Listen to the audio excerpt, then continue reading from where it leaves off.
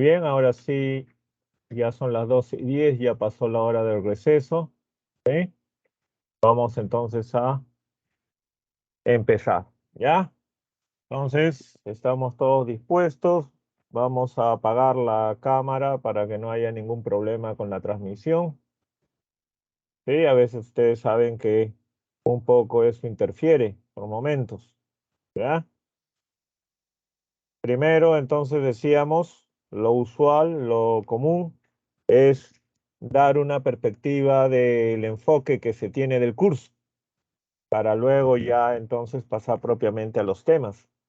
Lo han hecho con otros cursos en los días anteriores y lo vamos a hacer también con el curso de habilidad verbal. Para ello, primero vamos a presentar el PPT, donde tenemos la información básica acerca de cómo vamos a desarrollar nuestro curso y de ahí vamos a ver el boletín con los textos y las preguntas correspondientes, ¿sí? Hasta ahí estamos entonces claros acerca de lo que vamos a hacer. Voy a compartir entonces primero el PPT, ¿ya? Profesor, una pregunta. Sí, Usted dime. nos va a enseñar razonamiento verbal, ¿no es así? Sí, habilidad verbal o razonamiento verbal es lo mismo, ¿sí? Ok, profesor, gracias. Ya, muchas gracias. Vale la pregunta, ¿sí? Eso es. Vamos entonces a compartir el material. Un momentito. A ver, ahí debe ser.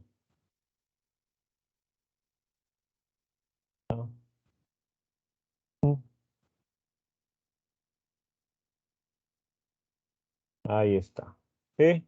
En este momento deben estar viendo el material. ¿Sí? Están ahí las diapositivas. No hay ningún problema para la visualización. En este momento estoy pasando las vistas, estoy retrocediendo. No hay ningún problema entonces para visualizar, ¿no? No, profesor, no está Sí, bien. profesor. Muy bien. Entonces, como ustedes están viendo acá, en el título dice modelo DECO y tipología textual. Ya les han explicado a ustedes en qué consiste el modelo DECO, cómo en los diferentes cursos ha habido un cambio en la forma de hacer las preguntas, en el enfoque de los cursos, y eso se ha plasmado en ese llamado modelo DECO. ¿Qué significa? ¿Qué significa DECO? Yo no sé sobre ¿Ya qué les es han DECO. dicho en otros cursos? A ver. No.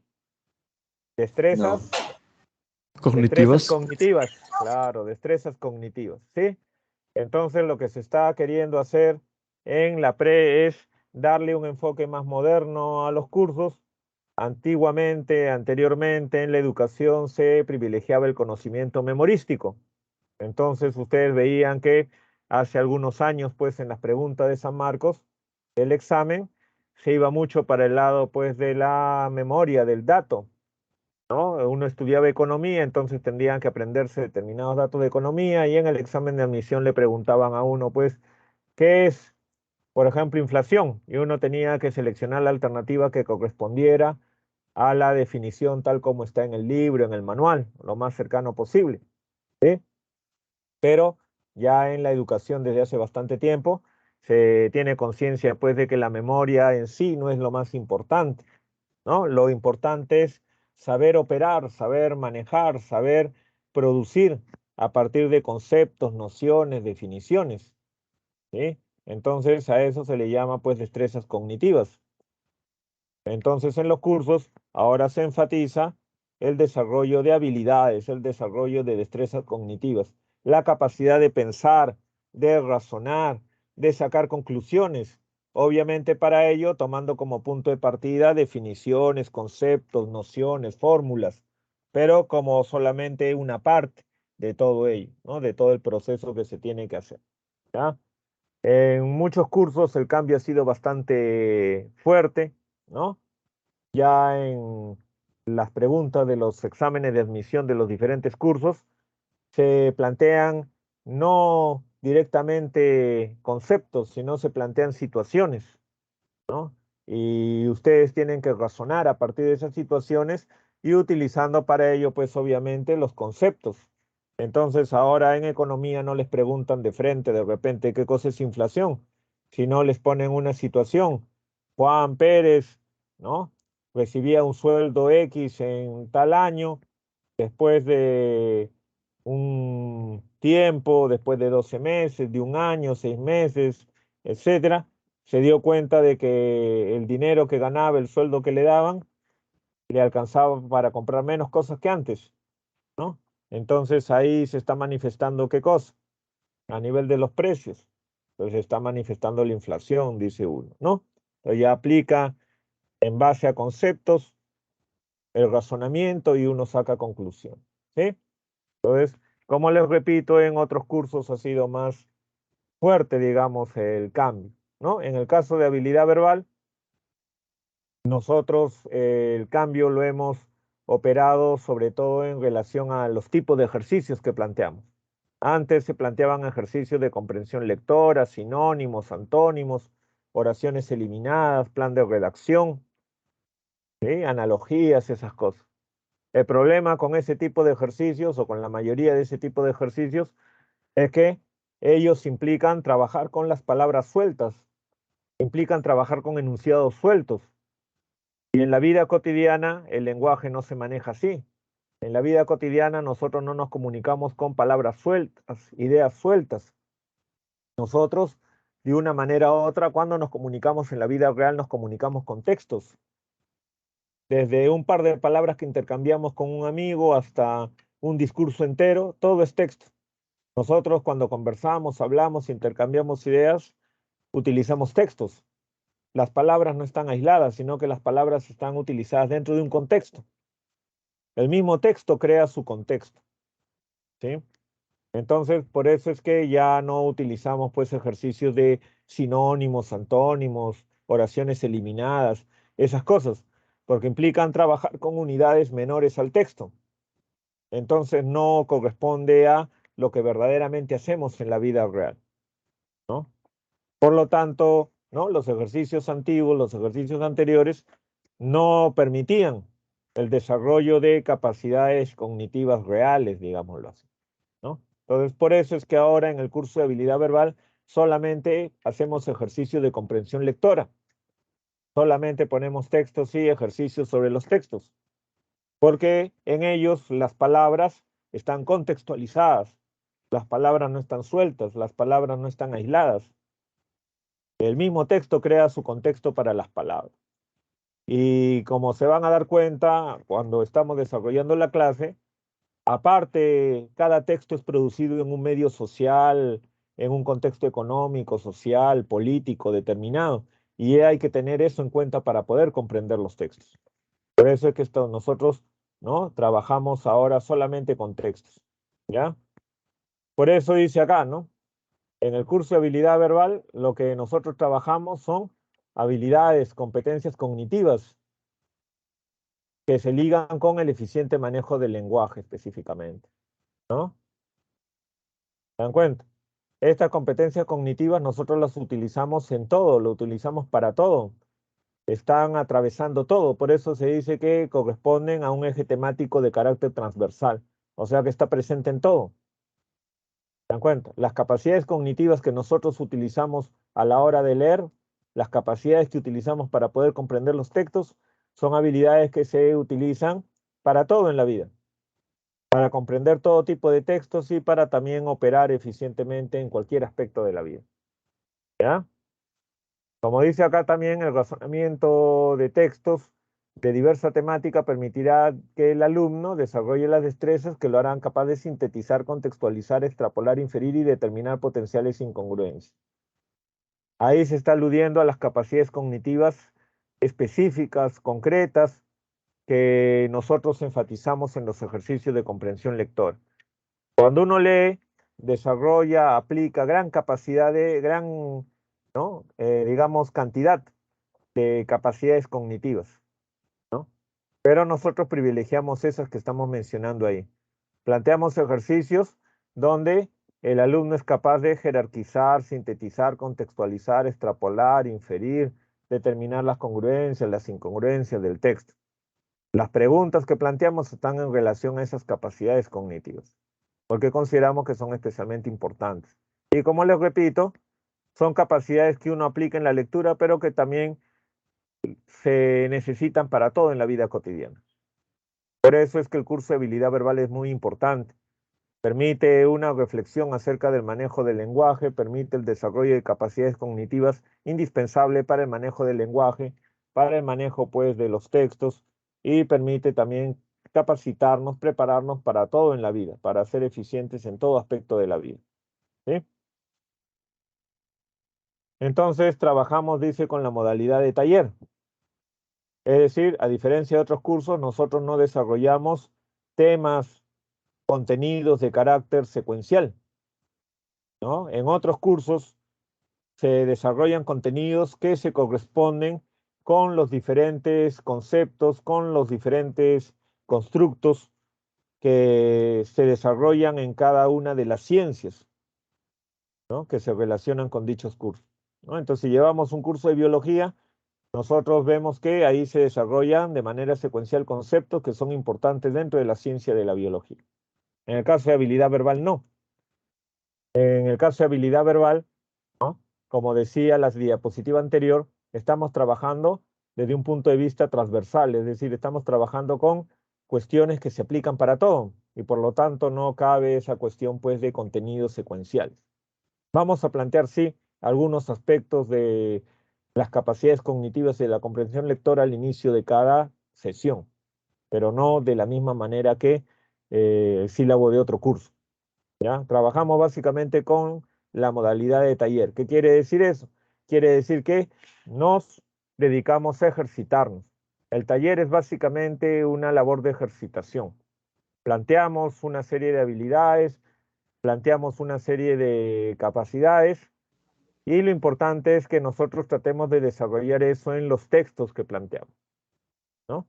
De tal manera que esa ejercitación constante da pie para que ustedes formulen sus preguntas, para que ustedes señalen sus dudas, para que les podamos a ustedes, pues, asesorar, orientar, ilustrar acerca de algunos aspectos de la comprensión lectora que de repente les resulta difícil, ¿sí? Pero no desarrollamos, pues, propiamente contenidos, ¿no? En forma de un curso tradicional, ¿ya? Entonces, como dice acá, ¿no? Planteamos primero de repente una capacidad cognitiva concreta, por ejemplo, la capacidad de inferir, hablamos un poquito sobre eso, realizamos ejercicios que les dan, como repito ustedes, la oportunidad de participar y de plantear sus dudas, sus inquietudes, evaluarse un poco a sí mismos acerca de cómo están en tanto esa capacidad, ¿no? Y luego ya pues ir a las preguntas, las interrogantes de los textos para resolverlo, ¿no? Entonces es una cuestión bastante dinámica. Por eso debe haber participación por parte de ustedes. Cualquier duda que tengan, plantéenla. Cualquier observación que tengan, plantéenla, ¿no? Un comentario que quieran hacer acerca del texto que estamos leyendo, acerca de cómo se llega a la respuesta de tal pregunta, ¿no? Si tienen dudas acerca de por qué es una alternativa y no otra, todo, planteen sus inquietudes, ¿sí? Es la única manera en que un taller funciona. Porque el punto fundamental de todo taller es la parte, como dice ahí al final de la diapositiva, la retroalimentación. Es decir, que se les pueda orientar a partir de algo concreto que ustedes vean que resulta difícil para ustedes, ¿sí? No hay ningún problema hasta ahí, ¿no? Como les decía, entonces, el modelo DECO implica la contextualización. Básicamente implica a partir de situaciones, no a partir de conceptos abstractos, sino a partir de situaciones. Y en el caso de habilidad verbal, a partir de textos, que los textos están contextualizados, ¿no? Tanto por el uso mismo del lenguaje en el texto y por la situación en que han sido producidos, ¿no? Por eso es que nosotros siempre damos algún comentario acerca del contenido del texto, tratamos de situarlo dentro del panorama de las discusiones sociales, políticas, económicas que se están dando en la actualidad, ¿sí? Entonces, como dice acá, el modelo DECO ha sido implementado con el propósito de medir en los futuros estudiantes sanmarquinos la habilidad y el razonamiento crítico, indispensables en el estudio de una carrera profesional, ¿eh? Las capacidades cognitivas, repito, que nosotros ejercitamos en la lectura se aplican primero para todo tipo de lecturas. Ustedes en la universidad en todos los cursos van a tener que leer. Todo el tiempo el profesor deja lecturas. Y lecturas densas, lecturas amplias y de repente en poco tiempo, ¿no? Les va a dar una separata de 50 páginas y le va a decir de acá a la próxima clase, que puede ser 2, 3, 4, 5 días, ¿no? Lo traen leído, resumido, con sus comentarios. Y el profesor va a esperar que ustedes lo hayan efectivamente leído y lo hayan procesado y tengan una perspectiva acerca de lo que dice el texto y puedan aportar algo. ¿Se dan cuenta? ¿No? Entonces, por eso es importante el curso de habilidad verbal. ¿Sí? También nosotros trabajamos con cierto tipo de textos, porque como repetimos, se trata de que el lenguaje esté contextualizado, se trata de que los ejercicios estén contextualizados.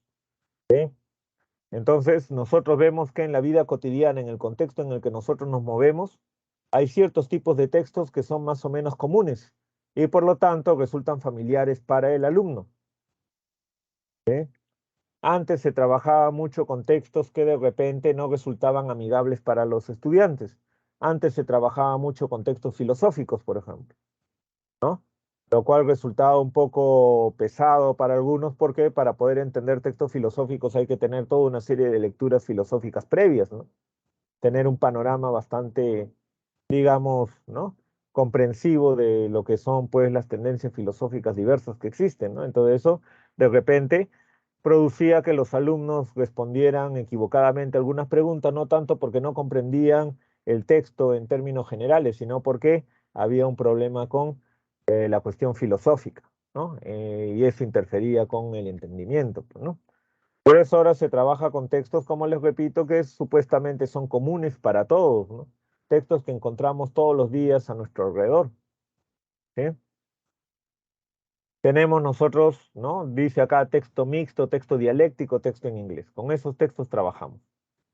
Planteamos en los exámenes 3 textos, 5 preguntas por cada texto, de tal manera que salen 15 ítems o 15 preguntas, ¿no? Con los 3 textos, ¿no? En los exámenes de admisión viene así, ¿no? En los exámenes que se toman dentro de la pre también, ¿no? 3 textos, 1 de cada tipo, 5 preguntas para cada uno, 15 preguntas en total, ¿sí? El texto mixto, como se está mencionando acá, ¿no? Es un texto donde se combina la parte, digamos, continua, o sea, el texto normal, el texto donde las oraciones están seguidas una detrás de la otra, salvo los puntos aparte, ¿no? El texto organizado de manera normal, ¿no? Digamos el texto ordenado de manera lineal, y eso se combina con un texto o con un elemento no continuo o discontinuo, si se quiere decir así. Ella sería un gráfico, una imagen. En una imagen los elementos no están presentes de manera secuencial. Así como ustedes ven acá en el ejemplo, hay una parte del texto que está organizado de manera continua, oraciones unas detrás de otras, punto aparte, oraciones seguidas una detrás de otra, de tal manera que se forman párrafos. Y eso está acompañado de una imagen, que es la parte discontinua. Ustedes ven acá hay rótulos que están distribuidos en el texto y también hay imágenes de barcos, de tierra, de mar y otros rótulos en diferentes partes, de tal manera que esto no se puede leer de manera secuencial. Este es un texto mixto. Mezcla parte continua, se dice, con parte discontinua, ¿sí? La relación que existe entre la imagen y el texto continuo puede variar, ¿no? A veces lo que hace la imagen es solamente repetir la información que aparece en el texto continuo. A veces la imagen es solamente una mera ilustración, es decir, no aporta nada nuevo. Es la misma información o menos todavía de lo que está en el texto continuo. A veces lo que hace la imagen es ampliar la información del texto continuo. Es decir, lo que dice el texto continuo en términos generales, la imagen lo presenta también, pero con varios detalles, con datos más específicos en relación a eso mismo, ¿no? O puede ser que la imagen complemente el sentido del texto continuo. Complemente, o sea, puede ser que la imagen lo que haga es dar información no directamente, exactamente sobre lo mismo que está el texto continuo, sino sobre otro aspecto relacionado, sobre otro tema de repente relacionado, o sobre un subtema relacionado con lo que se está diciendo en el texto continuo, ¿sí? Y justamente la habilidad a la hora de comprender el texto mixto es también poder relacionar la imagen con el texto continuo. ¿Cómo están relacionados? ¿Qué vínculo hay entre ellos? ¿Sí? Como dice acá, entonces, conjuga una lectura con una imagen. Puede ser una fotografía, una caricatura, un cuadro, un gráfico estadístico, una infografía, un elemento gráfico cualquiera. ¿Sí? Hay que, como dice acá, relacionar imagen y texto continuo para poder entender a cabalidad el texto. Los dos están relacionados, por eso es que la imagen está acompañando al texto. Si no, sería un error, pues, ¿no? de redacción, digamos.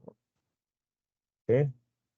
En algunas preguntas se nos dice directamente, según lo que se observa en la imagen, tal cosa. Entonces hay preguntas solamente sobre la información presentada en el gráfico. Por defecto, digamos, normalmente las preguntas, ¿no?, apuntan a la parte continua y no lo dicen, simplemente dice, ¿no?, cuál es el tema que se trata en el texto. Y básicamente, ¿no?, de repente nosotros nos fijamos en la parte continua, ¿no? Porque se supone que la parte discontinua, o sea, la imagen, está en relación a lo mismo, ¿no? A veces la pregunta explícitamente dice, tomando en cuenta el texto en su totalidad, tomando en cuenta el texto y la imagen, o sea, las dos cosas juntas, es cierto, se infiere, se podría decir, etc., ¿no? ¿Se dan cuenta? ¿Ya? Entonces es necesario fijarse bien en las preguntas, ¿no? ¿Qué nos están pidiendo en las preguntas cuando es un texto mixto? ¿Sí? ¿Hasta ahí está claro? ¿Se entiende? Sí, profesor. No hay Sí. ningún problema. Muy bien. Se Acá entendió. nosotros tenemos un ejemplo, dice. Dice, hasta el momento se han registrado 5 grandes extinciones. La primera ocurrió hace 443 millones de años, causando la desaparición del 86% de las especies, que principalmente eran marinas. La segunda sucedió hace 367 millones de años, provocando la desaparición del 82% de las especies. La tercera tuvo lugar hace 251 millones de años y acabó con el 96% de las especies. La cuarta ocurrió hace 210 millones de años. La quinta ocurrió hace 65 millones de años.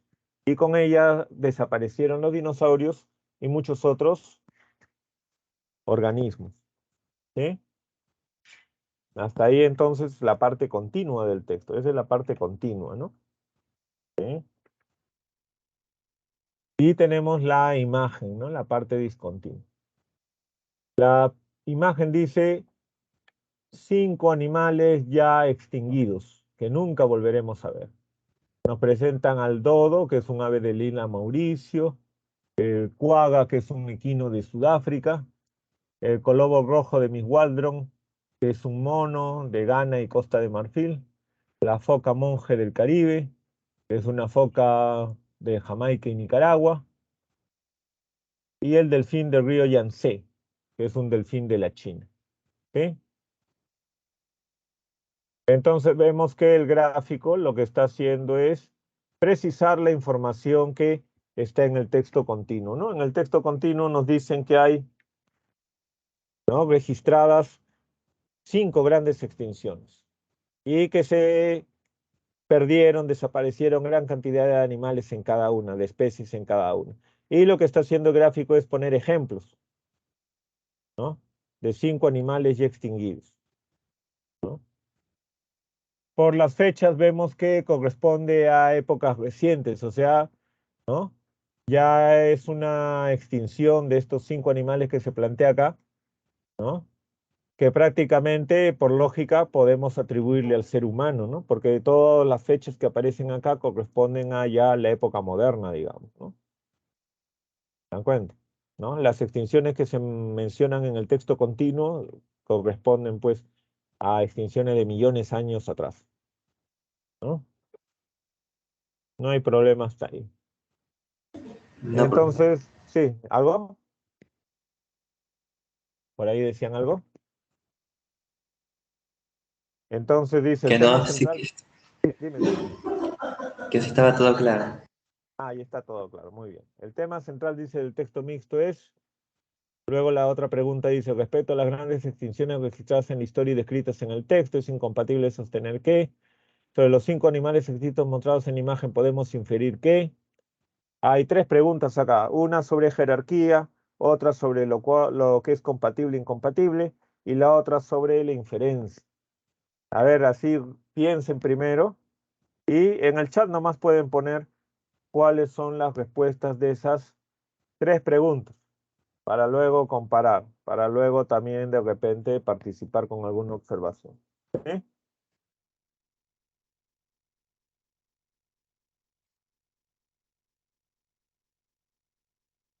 Para no hacernos problemas ahí en el chat pueden poner.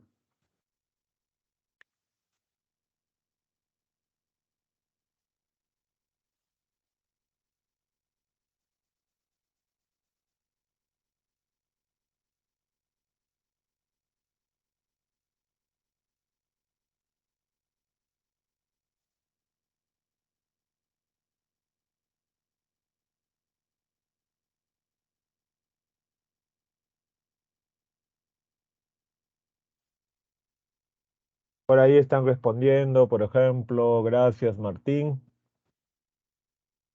Los demás que dicen por ahí, a ver, si coinciden con su compañero, por ahí también está Juan Pablo. Muy bien, que dicen algunos otros por ahí. ¿Sí? Anímense, a ver. Si hay alguna duda después, la aclaramos también, no hay ningún problema. ¿Sí?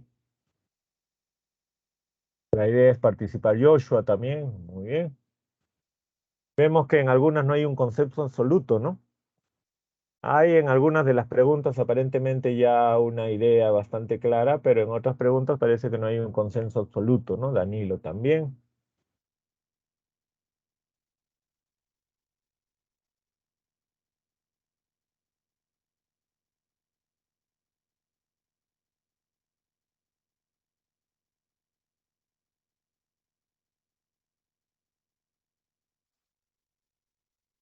Ahí también Marcelo, Mayra.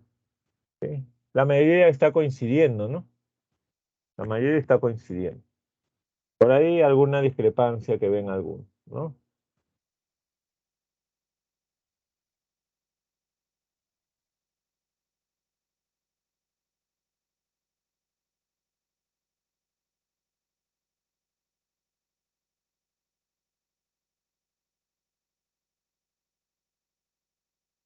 Sería entonces, vamos a ver las respuestas.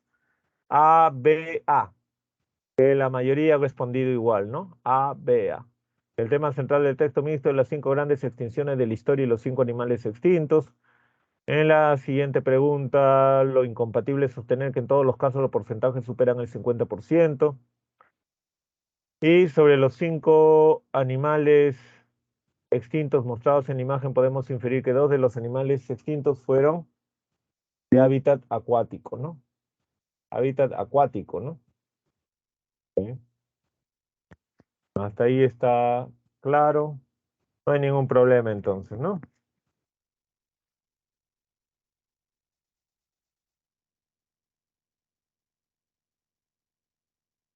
Luego tenemos el texto dialéctico, ¿sí? El texto dialéctico es aquel que presenta de manera, digamos, eh,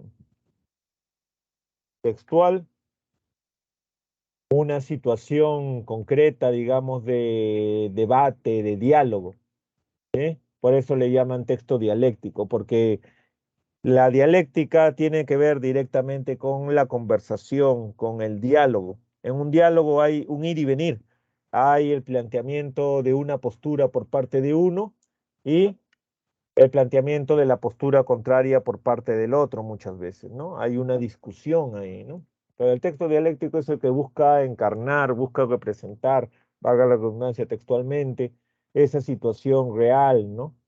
De discusión, de debate. Puede ser que se presenten, ¿no? Dos textos, cada uno con una postura distinta, texto A, texto B, eso es lo que nosotros prácticamente ya hacemos siempre, ¿no? Antes también lo que se hacía era plantear un solo texto donde se mencionaran dos posturas distintas, ¿no? Pero ahora lo que más común hacemos es poner texto A, texto B, dos textos, ¿no? Cada uno texto argumentativo, pero planteando sobre un mismo tema posturas distintas. ¿Sí? Son textos argumentativos, sí, ¿no? Cada uno de ellos, A y B, son textos argumentativos. Pero en conjunto se dice que forman un texto dialéctico porque en conjunto permiten recrear esa situación de debate, diálogo. ¿Sí? Para comprender, dice, el tema del debate hay que comprender los argumentos, ¿no? Claro, porque normalmente en un texto, ¿no? No se enuncia directamente cuál es el tema. En un texto dialéctico los autores normalmente no dicen, pues voy a tratar el tema X, ¿no? Simplemente explican su punto de vista y nosotros inferimos cuál es su planteamiento y cuál es el tema sobre el cual están debatiendo. Eso lo inferimos básicamente a partir de los argumentos. Nos damos cuenta qué quieren justificar, qué intentan, ¿no? Impugnar a través de los argumentos que plantean. ¿Ya? Por ejemplo, dice acá, tenemos el texto A. Dice, la estructura y forma de vida de una pareja homosexual exponen a los niños adoptados a niveles de estrés mucho mayores que los que experimentaría con una pareja heterosexual, ya que las parejas homosexuales tienen más problemas psicológicos y de adicción a las drogas, como revelan los informes médicos. Asimismo, la estructura de una unión homosexual hace que el niño carezca de los beneficios que ofrecen las heterosexuales, porque la pareja homosexual no puede aportar el modelo familiar de padre y madre necesario para el desarrollo psicológico de los hijos. ¿Sí? Ese es el texto A. Entonces, ahí hay un tema que está el autor planteando y sobre ese tema él se pronuncia, ¿no? Acá tiene que ver con las parejas homosexuales y la crianza de los niños dentro de las parejas homosexuales, ¿no? Y el autor aparentemente se muestra en contra, ¿no? Con los argumentos que plantea. El texto B dice, las parejas homosexuales, dado que están sujetas a discriminación, se encuentran más entusiastas y motivadas con la adopción que una pareja heterosexual. Prueba de ello son los resultados obtenidos de las evaluaciones a las que las parejas homosexuales se sometieron para medir su capacidad para educar un niño. Asimismo, se sabe que el promedio de las calificaciones académicas de escolares criados por padres homosexuales es superior al del resto de los niños. Incluso las cifras más altas se corresponden con los niños criados por lesbianas, cuya media sobre 5 se sitúa en 2,9, frente al 2,65 del resto. ¿Sí?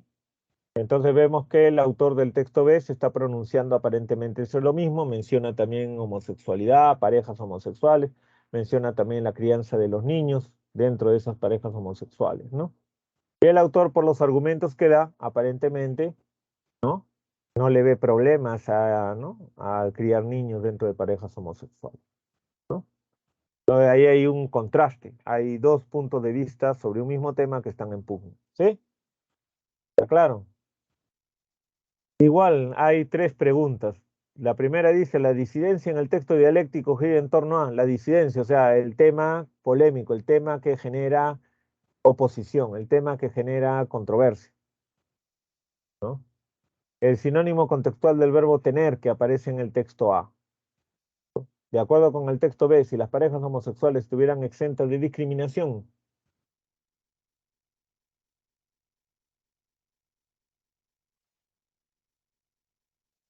Profesor, ¿puede empezar un ratito el texto, por favor?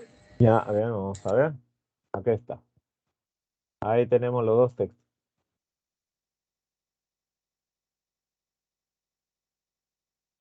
Ya, profesora. Muy bien. Entonces, primero nos preguntan acerca del tema, luego acerca del significado contextual del verbo tener, y luego una extrapolación. ¿Qué pasaría si la situación fuera al revés?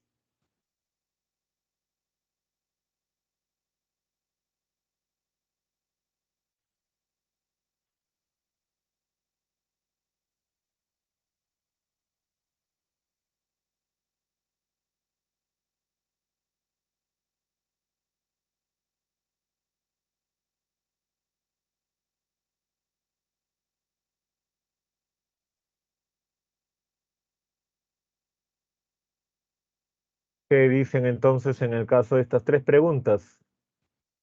¿Mm? Lili ahí está respondiendo. ¿Qué dicen los demás?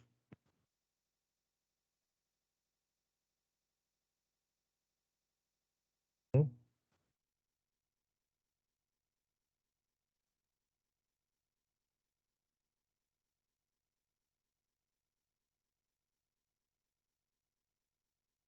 Por ahí están respondiendo también.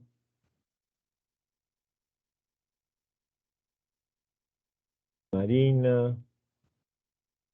Ay,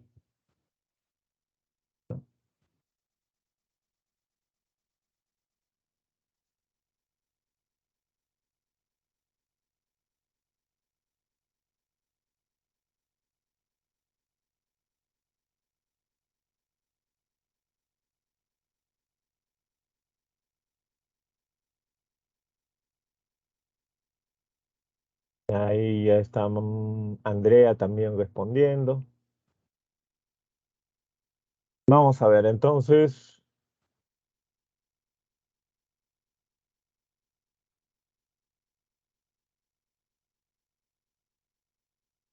sería B a B, ¿no? Ahí prácticamente creo que el acuerdo ha sido unánime, ¿no? ¿Sí? Si las parejas homosexuales deberían adoptar niños, ese es el tema de discusión, ¿no? En el texto A, el autor se muestra en contra de que los homosexuales críen niños, ¿no? Se supone pues que tiene que haber para eso una adopción, ya que no pueden tener hijos naturalmente, ahí tiene que haber una adopción, se supone, ¿no? Entonces, el texto A está planteando una situación de adopción por parte de las parejas homosexuales, y se muestra en contra. Y el texto B se muestra a favor directamente, ¿no? De que los niños sean adoptados por parejas homosexuales, ¿sí? Tener implica padecer. Las parejas homosexuales tienen más problemas. Como se refiere a problemas, implica padecimiento, sufrimiento. De acuerdo con el texto B, si las parejas homosexuales estuvieran exentas de discriminación, según el texto B, las parejas están más motivadas y entusiasmadas con la adopción porque sufren discriminación. Si fuera al revés, carecería de motivación y entusiasmo para adoptar, ¿no? Hasta ahí no hay ningún problema, ¿no? ¿Estamos claros en esto? ¿Sí? Y luego tenemos, ya, muy bien, gracias. Luego tenemos el texto en inglés, ¿sí? Como se está señalando acá, ¿no? Inglés básico, pues, ¿no? Se plantean textos pequeños, ¿no? Textos que siguen básicamente un modelo, ¿no? De ejercicio de comprensión lectora, pues, de manual de instrucción de inglés, ¿no? A nivel básico, ¿sí? Básicamente, como se está señalando acá en la diapositiva, lo que se quiere es de alguna manera, pues, fomentar el desarrollo de esas mismas capacidades cognitivas que hemos mencionado al inicio, pero leyendo textos en inglés. El objetivo no es medir si saben inglés perfectamente o aprender inglés o hablar mejor inglés. Ese no es el objetivo de poner textos en inglés, sino simplemente para que ustedes puedan también, ¿no?, practicar el desarrollo de esas capacidades cognitivas en esos textos de otra lengua, ¿no? Aunque sean lenguas distintas, los procesos cognitivos son semejantes. Todos los seres humanos desarrollan procesos cognitivos que en esencia son los mismos. Esa es la unidad, entre otras cosas, de la especie humana, ¿no? Por más que tengamos lenguas distintas, costumbres distintas, somos en esencia iguales todos, ¿no? Entonces simplemente se está queriendo trabajar con la comprensión lectora con estos textos, ¿no? Nada más. Como les decía, los textos mixtos, textos dialécticos, textos en inglés son muy comunes en la vida cotidiana. Por eso es que los ponemos acá, los traemos a colación. Tenemos un ejemplo de lectura, ¿no? En el caso de los textos en inglés, lo que hacemos es darles unos momentos para que lean el texto y si es que no entienden algo, si es que hay palabras, frases que no saben su significado con exactitud, en lugar de buscar en la computadora, en lugar de buscar en la aplicación del celular, en lugar de buscar en un diccionario que tengan a la mano, se les pide que traten de inferir el significado de las expresiones desconocidas. Así, igualito como se hace en castellano, encontramos una palabra que no entendemos, por el contexto sacamos nuestra cuenta qué cosa podría ser, ¿no? Igualito acá. Hagamos primero el esfuerzo de entender el texto, ¿no? Solamente utilizando pues nuestros recursos cognitivos, sin utilizar pues auxiliares, tecnología, ¿no? Y luego de eso ya comparamos pues con la traducción, ¿no? Y ahí nos damos cuenta si estábamos bien o no, ¿sí? dan cuenta? En el caso del texto, ¿no?, que estamos planteando acá ahorita, ¿no?, a ver, lean un minutito, pero como les digo, antes de responder, traten de inferir todo el significado de todo, ¿no?, lo que aparece ahí, ¿no? Porque incluso a veces uno no entiende ciertas partes, pero igual más o menos saca su conclusión, cuál es la respuesta, igual en castellano. No se entiende todo, pero igualito a veces uno saca su conclusión, ¿no? A ver, un momentito lean el texto y traten de identificar qué no entienden.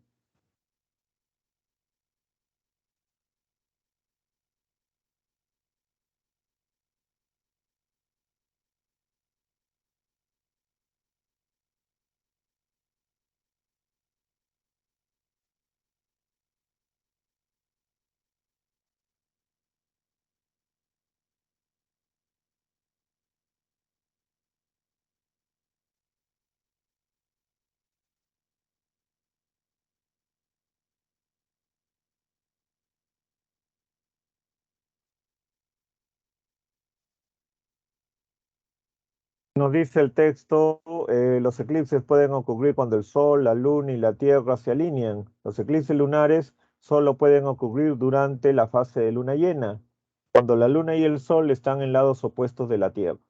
En ese momento, la Luna puede moverse dentro de la sombra proyectada por la Tierra, resultando en un eclipse lunar, o trayendo como resultado un eclipse lunar. En castellano más común es decir trayendo como resultado en lugar de utilizar simplemente el verbo resultar, que también existe, ¿no? El verbo resultar, ¿qué connota? Ya han estado respondiendo ahí la mayoría, ¿no? La palabra resultando, el verbo resultar connota tal cosa resulta en otra. Como han dicho por ahí, indica consecuencia, connota consecuencia, ¿no? Algo es resultado de otra cosa, quiere decir que hay algo que causa ese, ¿no?, ese fenómeno, ¿no? Es la idea de causa-consecuencia. La C, ¿sí? Hasta ahí no hay ninguna duda, ¿no? Ningún problema. La alternativa C. ¿Ya? Todo entendible, profesor. Ya, muy bien. Entonces todo está claro, todo se entiende y vamos a pasar Profe, al... profe, disculpe. Sí, dime. ¿Por qué no podría ser la B? La B, Sí. la palabra derivación. Pero derivación no implica específicamente la idea de relación causa-consecuencia. Una cosa deriva de la otra, quiere decir que una cosa viene de la otra, pero no directamente la idea de causa. No es tan específico como la palabra, digamos, causa-consecuencia. ¿Entiendes? ¿No? Sí, sí. A Gracias. eso se refiere. Claro, cuando nos preguntan, por ejemplo, en el caso del significado contextual de las palabras, ¿no?, muchas veces vamos a encontrar alternativas que son parecidas, pero uno ya sabe que en ciertos contextos hay palabras que se prefieren utilizar antes que otras porque son más específicas, ¿no? En términos generales son muy parecidas o pueden ser iguales en términos generales, sino que específicamente tienen rasgos que no están en la otra. Entonces preferimos siempre la más exacta, ¿ya? La más precisa, la más explícita en relación a lo que se quiere decir ahí, ¿ya? Y vamos entonces al material que les decía, ¿no?, que es el boletín donde están los textos y las preguntas. Vamos a compartir también ello, ¿sí? A ver, un momento.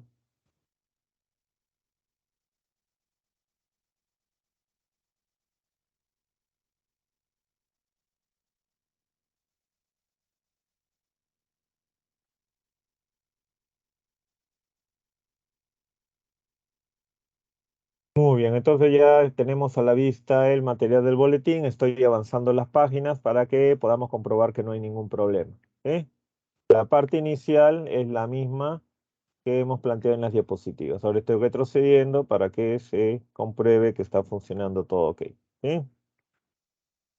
Muy bien, entonces como les decía, está lo de la tipología textual, el modelo D, cual inicio explicado, la modalidad del taller, cómo está planteada, y los tipos de texto con los que trabajamos. Bueno, acá se mencionan 4, porque en los materiales de, ¿no?, de la en los materiales de clase, se plantea también textos continuos, o sea, textos que están organizados de manera normal sin ninguna imagen, ¿sí? Pero en las evaluaciones que se toman dentro de la misma pre y en el examen de admisión solamente se incluyen mixtos, dialécticos y en inglés, ¿no? De texto. No se incluyen textos continuos. Los textos continuos sí los utilizamos acá como ejercitación, ¿sí? Está claro eso, ¿no? Los textos mixtos, dialécticos en inglés, decíamos, los incluimos porque son muy frecuentes, de tal manera que nadie va a decir que tiene dificultades de comprensión porque el texto les resulta extraño.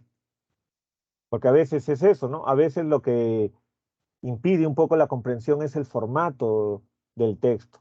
Produce ruido el formato del texto y nos distrae, nos complica la vida. Pero acá no, pues porque ya es algo común, ¿no? Texto mixto, ¿dónde encontramos nosotros textos mixtos? Por ejemplo, en los periódicos. En los periódicos viene la noticia y al costado la foto, que es una imagen. Imagen y texto ahí combinados. En los periódicos continuamente aparecen infografías también. ¿Sí? ¿Me decían algo por ahí? No, profesor, tengo entendido. Ya. Hay infografías en los periódicos, revistas, ¿no? Publicidad. La publicidad tiene textos lingüísticos e imágenes, ¿no? En la televisión vemos imágenes que se combinan con textos orales, ¿no? Con textos continuos pero orales, ¿no? A veces también está la imagen con el texto. Cuando está subtitulado vemos la película con imágenes y abajo el texto traducido a nuestra lengua, ¿no? Es muy común el texto mixto. Por todas partes está. Vas por la calle y ves avisos publicitarios. Lo básico, ¿no? Mezcla imagen y texto, ¿sí? Texto dialéctico también es muy común. Encontramos textos dialécticos en las revistas, periódicos. En un periódico, el director del diario publica una editorial. La editorial es un texto argumentativo, donde el director del diario plantea su opinión sobre un tema de interés. Muchas veces aparece la columna del director, o sea, la editorial, y aparece dentro del mismo periódico una columna de opinión de un escritor, de un periodista, de un académico, dándole la contra al director del periódico, de tal manera que virtualmente, ¿no? Se está produciendo un debate ahí. Está en los periódicos, está en las revistas, ¿no? También se publican columnas de opinión en los periódicos, en las revistas. ¿Se dan cuenta? Donde el autor sobre un tema determinado da su postura. Muchas veces cuando un tema es álgido, es polémico altamente, entonces publican sobre un mismo tema varias columnas de opinión, diferentes personas, con diferentes puntos de vista. Entonces ahí se plantea un debate virtual, ¿sí? En la televisión también, cuando nosotros vemos la televisión, vemos los noticieros, muchas veces en los noticieros hay secciones de entrevistas, ¿no? O el periodista conversa con un político, con un empresario a través pues del teléfono, de la videollamada, ¿no? Entonces ahí vemos diálogo, conversación, confrontación incluso, ¿no? Un debate, ¿no? De repente el político, el académico tiene una postura A y el periodista, la periodista trata de rebatirle sosteniendo una postura contraria a la postura B. Pero ahí se está dando pues una dialéctica, un combate, una discusión. ¿Sí? Es muy común. Hay programas de televisión especializados en discusión, ¿no? Programas de conversación, ya sea sobre política o sobre cualquier otra cosa, ¿no? Y los textos en inglés, ni qué decir. Hay textos en inglés por todas partes. Vas por la calle y la publicidad muchas veces tiene partes en inglés. A pesar que estamos en el Perú y a pesar que la lengua oficial es el castellano, ¿no? Incluso en zonas donde se supone no hay mucha gente que hable inglés o no hay la necesidad de poner el texto en inglés, la publicidad está en inglés mezclada con castellano, ¿no? Vemos las películas, aparecen los títulos de las películas en la pantalla en inglés, ¿no? Aparecen los créditos, aparecen los títulos, subtítulos, ¿no? De los cargos, de los roles en inglés. ¿Se dan cuenta? Vemos un periódico, una revista, muy común ahora, ¿no? Aparecen sobre todo en internet, ¿no? Periódicos, revistas que presentan noticias, textos en castellano y también en inglés. Ustedes, por ejemplo, van a las páginas de internet de diarios españoles como El País, ABC, El Mundo. Entonces, hay partes donde la noticia está en castellano y también aparece la misma noticia en inglés. ¿O hay partes donde hay noticias en castellano y secciones donde hay puras noticias en inglés? ¿Se dan cuenta? Cuando ustedes están desarrollando cualquier tema de cualquier curso, a veces aparecen palabras en inglés, conceptos, términos científicos en inglés. El inglés está en todas partes. Todos, aunque no hayan estudiado inglés, saben un poquito de inglés por esa inmersión en la que vivimos. Entonces, por eso ponemos textos en inglés. Aparte de que es una forma, entre comillas, de presionar a los estudiantes para que tomen conciencia de la necesidad de saber inglés, por lo menos de leer en inglés. Porque cuando ustedes ya están en la universidad y desarrollan cualquier trabajo, el profesor pide bibliografía actualizada. Y la bibliografía más actualizada no está en libros, muchas veces, sino está en revistas. Y obviamente por nuestra condición de subdesarrollo, en revistas, pues, en inglés. ¿Sí? Entonces, es necesario por lo menos saber leer un poco de inglés. Para que de esa manera, entonces, por lo menos, tengamos una orientación, ¿no? Si nosotros tenemos que realizar un trabajo en la universidad y encontramos textos en inglés, de repente no necesitamos saber mucho de inglés, pero sí lo suficiente para enterarnos más o menos si el texto trae información que podemos necesitar. Si vemos que el texto resulta interesante para nosotros, lo que podemos hacer es traducirlo. Hay traductores en línea, por ejemplo, ¿no? Fácilmente de esa manera podemos llegar a entender lo que nos dice el texto. ¿Sí? Y acá tenemos los ejercicios, ¿no? Dice, en el caso del texto continuo, dice, en este bicentenario del nacimiento de Marx, ¿qué lecciones podríamos obtener de su peligroso y delirante legado filosófico? ¿Cuál sería exactamente la contribución duradera de Marx? En la actualidad parecería que su legado está vivo y en buena forma. Desde el inicio del milenio han surgido una cantidad incalculable de libros, desde trabajos académicos hasta biografías populares, en los cuales se respalda en términos generales la lectura que Marx hizo del capitalismo y de su relevancia impercedera para nuestra época neoliberal. El factor clave del legado intelectual de Marx en nuestra sociedad actual no es su filosofía, sino su crítica, o lo que describió en 1843 como la crítica despiadada de todo lo existente.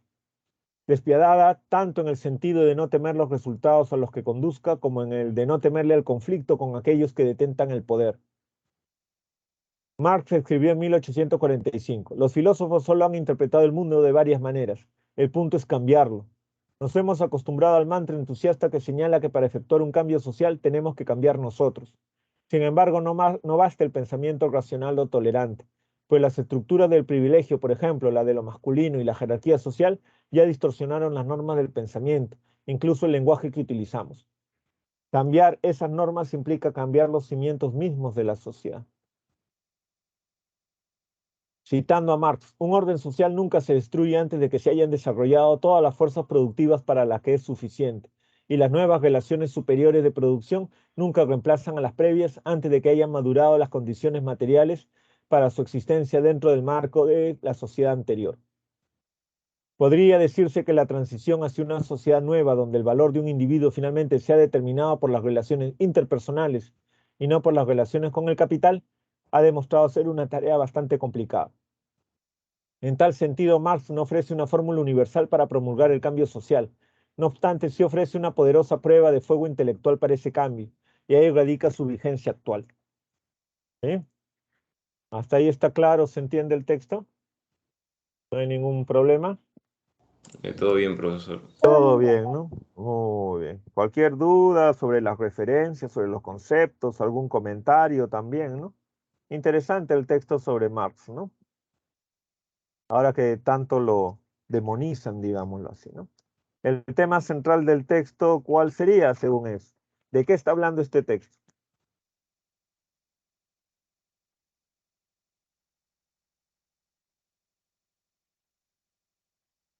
¿Mm? ¿Cuál dirían que es el tema central? La E. La E de enano, ¿no? Muy bien.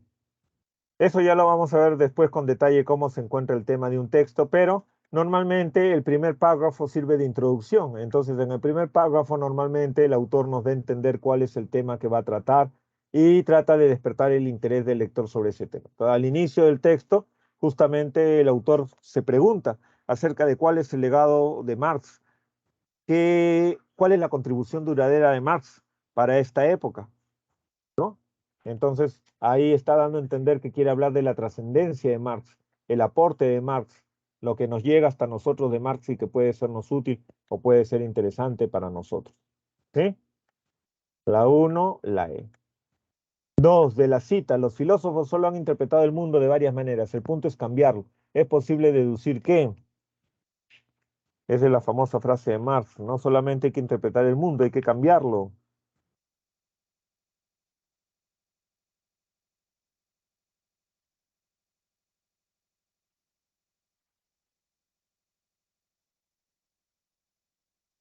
Por ahí va el legado de Marx, dice, ¿no?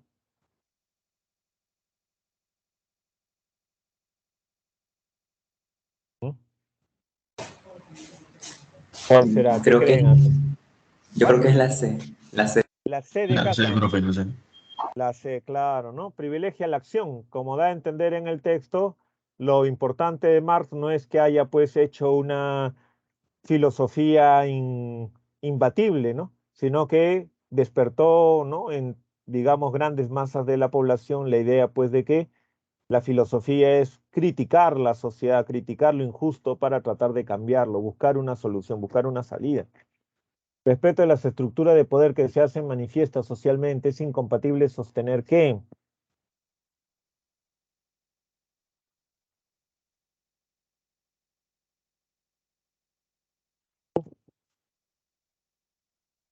es incompatible sobre las estructuras, dice, ¿no?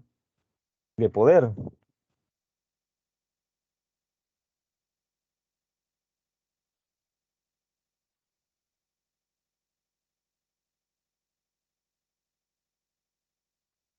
D. ¿Cuál? D de dado. La B de beso, ¿no? No, La la B. D. ¿Cuál? D de dado. O de La dedo. D de dado. Ameritan un Sí. cambio de los cimientos mismos de su propia organización. ¿Eso es incompatible o compatible? Ahí están preguntando cuál es lo incompatible, cuál es lo falso. Incompatible quiere decir cuál es lo falso, ¿no? La alternativa D es verdadera, ¿no? Lo que dice Marx es que hay que cambiar las cosas, ¿no? Eso es verdadero, ¿no? Entonces las estructuras de poder hay que cambiarlas, ¿no? Pero ningún cambio se da, dice, según Marx, si es que dentro de la misma estructura de la sociedad no están dadas las condiciones, no existen ya las nuevas estructuras, digamos, de poder que las van a sustituir a las anteriores, ¿no? Pero eso es cierto, la D. La B sería la falsa. ¿Por qué? Porque en el texto dice que las estructuras de poder se manifiestan también en el lenguaje. Cuando dice que carecen de correlato lingüístico, está negando que se manifiesten las estructuras de poder en el lenguaje. Acá lo dice, ¿no? En el segundo párrafo. Acá está hablando de que Marx criticó pues el poder, ¿no? Las estructuras de poder. No hay que tener que temer al conflicto con aquellos que detentan el poder. Marx estaba consciente de la estructura de poder. Dice acá, ¿no? La de lo masculino y la jerarquía social ya distorsionaron las normas del pensamiento, incluso el lenguaje que utilizamos, ¿no? Estas normas que vienen del poder ya distorsionaron nuestro lenguaje. ¿Sí? Entonces las estructuras de poder tienen correlación con el lenguaje, se manifiestan lingüísticamente. Entonces es falsa la B de beso. ¿Entienden? ¿Sí? ¿Está claro? Sí, profesor. Muy bien. ¿Sí? Es incompatible con el texto afirmar que el pensamiento marxista se caracteriza por ser.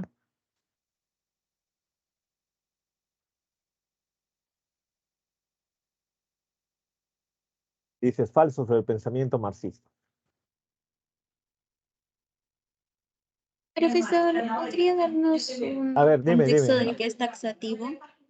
Taxativo quiere decir contundente, incontrovertible, que no se puede cuestionar, que no se puede negar. Cuando tu papá te dice algo de manera taxativa, es como decir que te está diciendo algo que tú no vas a poder rebatir, que tú no vas a poder cuestionar, que tú no vas a poder decir, pero tienes que obedecerlo porque es así. Así son las cosas. Eso es Es como algo taxativo. tajante. Sería beso. A ver, un momentito, a ver. Entonces, claro, Ahí, primero en relación a la pregunta, que tenemos acá, incompatible sería la B, porque si Marx dice que hay que criticarlo todo, entonces no puede ser que él mantenga pues un pensamiento de carácter taxativo. Un pensamiento taxativo sería un pensamiento dogmático, pues. ¿Se dan cuenta? Decir que las cosas son de tal modo porque así lo dice él y ahí se acabó la discusión. Marx no era eso, pero el pensamiento marxista no era así. ¿Se dan cuenta? Ahí están leyendo en el texto que dice que hay que ser críticos. Es lo contrario de taxativo. Taxativo es como decir dogmático.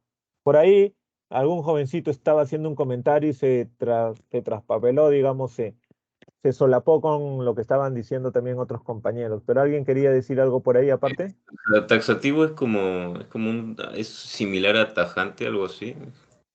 Claro, digamos que tiene la misma raíz. En términos lingüísticos tiene la misma raíz, ¿no? Cuando tú dices que algo se dice de manera tajante, se está refiriendo a la actitud de la otra persona. Cuando tú dices taxativo, se está refiriendo más a la naturaleza misma del enunciado, ¿no? Cuando tu papá te dice algo de manera tajante, tú estás queriendo decir que te lo dice con un tono tal que te está dando a entender que mejor no le digas nada, que mejor te quedas callado porque si no te va a caer, digamos. Pero cuando alguien te dice algo de manera tajante, se refiere más que todo a la actitud, que es una actitud así vertical, ¿no? ¿Te das cuenta? Y cuando se dice que algo, una afirmación tiene carácter taxativo, se está refiriendo a la naturaleza del enunciado, que el enunciado se está presentando como si fuera algo que no cabe duda de que sea así. ¿Me entiendes? Pero tiene la misma raíz, pues. Tiene la misma raíz, solamente que tienen, ¿no? Digamos, aplicaciones distintas las dos palabras. ¿Sí? Taxativo y tajante están por ahí. ¿Ya? ¿Se entiende, no? sí, profesor. Sí, sí, profesor. Muy bien. Si la filosofía marxista hubiese carecido de su vena eminentemente cuestionadora, si no hubiera sido crítica, ¿no? La filosofía marxista, ¿qué hubiera pasado? Al revés de lo que dice el autor del texto, pues, ¿no? Es una extrapolación, es ponerlo al revés.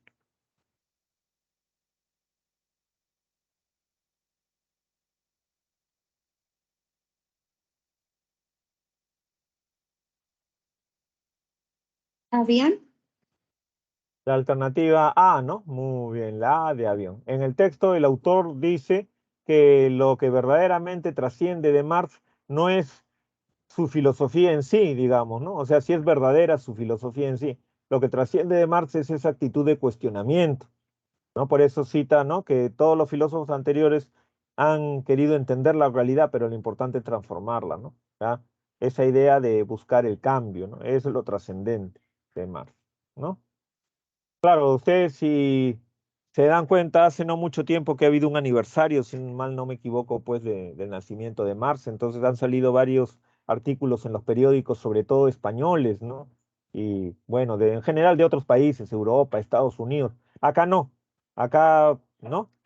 Generalmente no hay mayor debate, no hay mayor discusión a nivel, digamos, de la opinión pública. Acá es bien pobre en ese sentido, ¿no? La opinión pública peruana.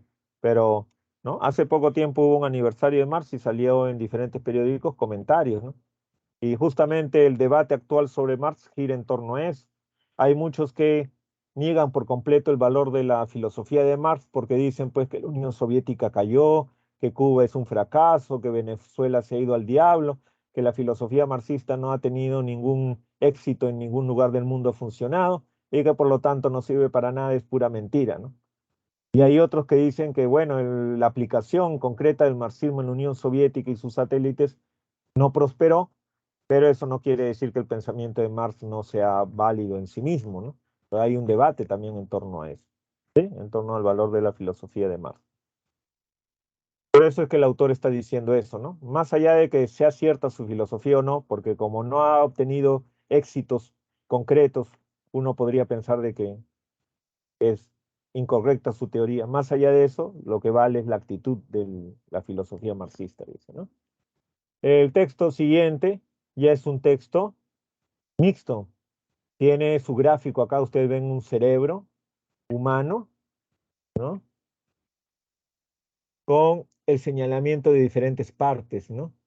Y también el cerebro de un chimpancé con diferentes partes, ¿no? Y de alguna manera es como una comparación, ¿no? Bueno, ya nosotros sabemos que biológicamente somos bastante parecidos a los simios, ¿no? Tenemos un mismo tronco, un tronco común, ¿no? Dice, el lenguaje pudo haber surgido y probablemente surgió mediante la renovación de circuitos cerebrales de los primates, que en su origen no desempeñaban papel alguno en la comunicación, y con la adición de otros nuevos circuitos. Los neuroanatomistas Albert Galaburda y Terence Deacon han descubierto áreas del cerebro de algunas especies de monos que corresponden a las áreas del lenguaje en el cerebro humano, en materia de localización, cableado de entrada y salida y composición celular. ¿Sí? Existen, por ejemplo, áreas homólogas a las de Broca y Wernicke, así como un haz de fibras que las conecta, al igual que el cerebro humano. Estas regiones no intervienen en la producción de llamadas vocales ni tampoco en la producción de gestos.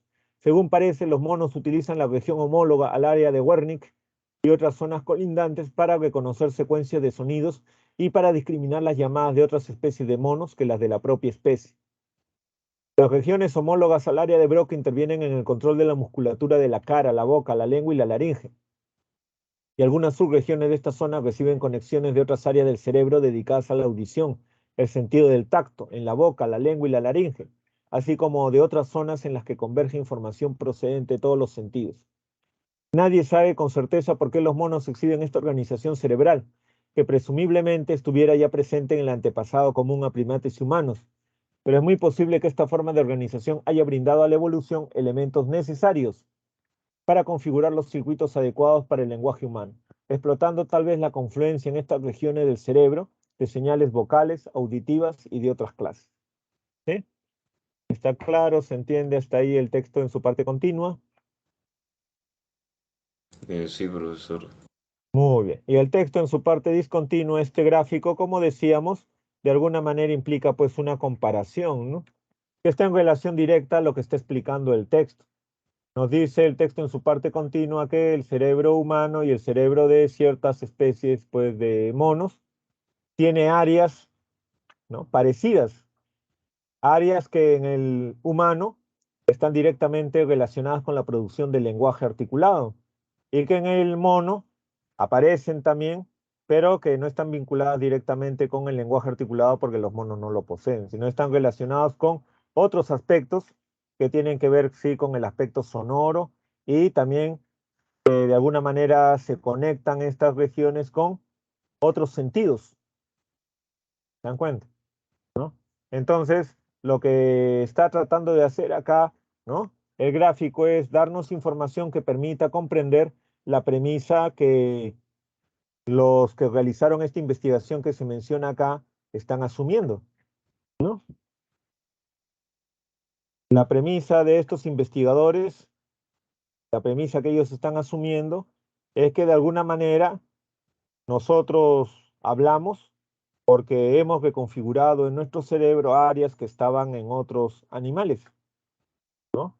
O sea que nosotros hemos de alguna manera explotado, partido, reconfigurado, pues, ¿no?, nuestro cerebro simiesco para poder hablar, ¿no? Mientras que los monos no lo han hecho, por eso es que los monos no hablan, pues, ¿no? Por lo menos ciertas especies de monos que son parecidas al humano en eso, a pesar de ello, no hablan, ¿no?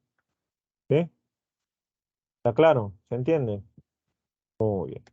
La primera pregunta dice, ¿cuál es la idea principal del texto? Vamos a pasarlo un poquito más abajo para que se puedan ver todas las alternativas juntas, ¿no? ¿Cuál es la idea principal del texto? ¿Sí?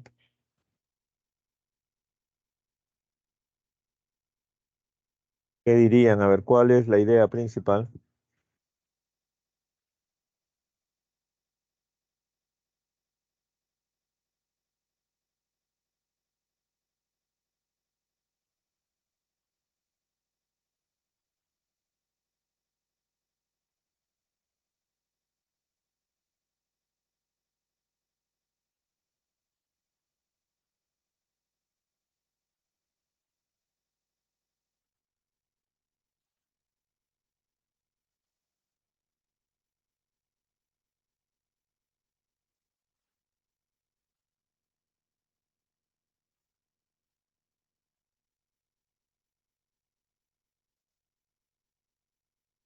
La E, profesor. La E dice, es probable que la confluencia del área de Wernicke con el área de Broca en los chimpancés haya logrado dar origen al lenguaje en los humanos mediante la renovación y la suma de nuevos circuitos cerebrales. A ver, está Yo creo que es la D. la D. A ver, la D, las áreas de Broca y Wernicke, son parecidas las alternativas, ¿no? ¿Sí? Pero el problema acá es la cuestión, digamos, del énfasis. La A, dicen. Ya, ahí fíjense, la respuesta es la alternativa C. ¿Por qué es la alternativa C? Y fíjense que todas las alternativas son más o menos parecidas, porque todas mencionan que configuración de circuitos, área de Broca, área de Wernicke, etcétera, ¿no? Prácticamente todas son parecidas, ¿no? Sobre todo la A, la D y la E, las tres sobre todo son parecidas porque mencionan el área de Wernicke y Broca. Pero el problema es que, como le dije hace un ratito y por eso lo marqué acá, el texto en esencia nos está informando acerca de los resultados de una investigación. Entonces todo en el texto tiene como parte esencial esa investigación. Y como le decía, lo importante es la premisa de la cual parten estos investigadores, ¿no? Los investigadores lo que están queriendo hacer acá es explicar el lenguaje humano. Están queriendo explicar el surgimiento del lenguaje humano. ¿Y de qué se valen para explicar el surgimiento del lenguaje humano? De esa semejanza que tiene el cerebro humano con el cerebro de los monos, ¿sí? Y por eso es que la alternativa C es la respuesta, porque si ustedes se dan cuenta, presenta las ideas en esa misma forma, en ese mismo sentido. Está partiendo de tratar de explicar el lenguaje humano. Dice, es probable que el lenguaje, recuerden que los monos no tienen lenguaje, sino el ser humano. Está partiendo del ser humano. Es probable que el lenguaje humano, si quieren decirlo así, ella haya surgido a partir de la renovación de circuitos cerebrales que estaban en los monos y también en los humanos en un inicio, y con añadidura de nuevos circuitos. ¿Sí? Primero es, la investigación está partiendo de explicar el lenguaje humano. Por eso es que en el orden de las ideas, la C es más precisa. Y otra cosa es que, como ustedes se dan cuenta, las alternativas A, D y E mencionan las tres, el área de Wernicke y el área de Broca. Pero eso del área de Wernicke y el área de Broca es demasiado específico, porque el área de Wernicke y el área de Broca ya están formando parte de la explicación específica de qué parte del cerebro humano y del cerebro del chimpancé, ¿no?, son semejantes y estaban presentes en el antepasado común que ellos tenían. O sea, ya es demasiado específico, ¿ya? La idea principal, el tema central, no tienen que ser demasiado específicos. Ya cuando tienes información más específica, eso generalmente entra en el resumen, pero no en el tema, la idea principal, porque tienen que ser lo suficientemente generales para abarcar todo lo que dice el texto, ¿sí? Entonces no presenta tantos detalles, pues ni el tema ni la idea principal. ¿Ya? ¿Está claro? ¿Sí? Sí, profesor. Muy bien. Entonces, por esos dos aspectos es la alternativa C, ¿sí? Tienen que darse cuenta, fíjense, el orden de las ideas también es importante, ¿no? Porque no es lo mismo, ¿no?, decir que está partiendo de explicar, ¿no?, en función al lenguaje humano, y para eso ¿no?, se retrae hacia lo que son los monos, ¿no?, que ponerlo al revés, ¿no? ¿Sí? Luego el verbo explotar con nota. Eso está... ¿ah? Ya está en la penúltima línea. ¿En la no? Dice, ¿sí?, la E dicen, aprovechamiento. La E. Ahí. La E. La E, ¿no? Claro. Han explotado, es decir, han aprovechado áreas que ya estaban en el antepasado, ¿no?, común del mono y del hombre, ¿no? Solamente que el mono no lo aprovechó de esa manera y en cambio el ser humano sí, pues, ¿no? La E. Se infiere que de la relación entre el texto y la imagen, que el área de Broca de los chimpancés y de los humanos, eso corresponde al gráfico directamente, ¿no? Claro que también está vinculado a lo mismo que explica el texto continuo, porque están vinculados los dos, ¿no? Obviamente. Acá está el gráfico. El texto explica que estas son las bases neuronales para explicar que el lenguaje humano haya surgido, ¿no? ¿Sí? Específicamente está preguntando del área de Broca. ¿sí? Ahí está señalada el área de Broca en los dos cerebros. ¿Puede ser la C? La alternativa También. dice C. Sí. ¿Pueden tener semejante estructura y cableado neuronal? Puede ser la E. Pero en el gráfico en sí no se permite apreciar estructuras específicas dentro del área de Broca. Y en el texto mismo continuo habla de áreas específicas dentro del área de Broca, ¿no? La E, Sería la profesor. alternativa entonces D de dedo, ¿no? ¿Sí? La D de dedo. Han devenido en áreas que tienen diferentes funciones, ¿sí? Porque si apreciamos acá, ¿no? El gráfico, en primera instancia, el área de Broca están, ¿no? En los dos cerebros el área de Broca está situado en más o menos un lugar parecido, pero según lo que está diciendo el texto continuo, en el ser humano el área de Broca ya ha devenido en un área específicamente para el desarrollo del lenguaje articulado, mientras que el área de Broca, que hasta cierto punto es parecida acá en el mono, ¿no? No se utiliza para el lenguaje articulado porque los monos no tienen lenguaje articulado, pues, ¿no? ¿Se dan cuenta? Entonces nosotros podemos inferir de la relación entre el texto y la imagen que el área de Broca en los chimpancés y en los humanos, ¿no? Han devenido en áreas que tienen diferentes funciones, ¿no? ¿Sí? ¿Está claro? ¿Sí? Podemos ver que son parecidos, pero al final en el texto están diciendo que ya sirven para cosas distintas, ¿no? Entonces podemos suponer que han evolucionado de un origen común y se han diversificado, ¿sí? Eso es lo que podemos inferir. Es compatible con el texto íntegro sostener que probablemente las regiones cerebrales homólogas del humano y del chimpancé. Con el texto íntegro, dice.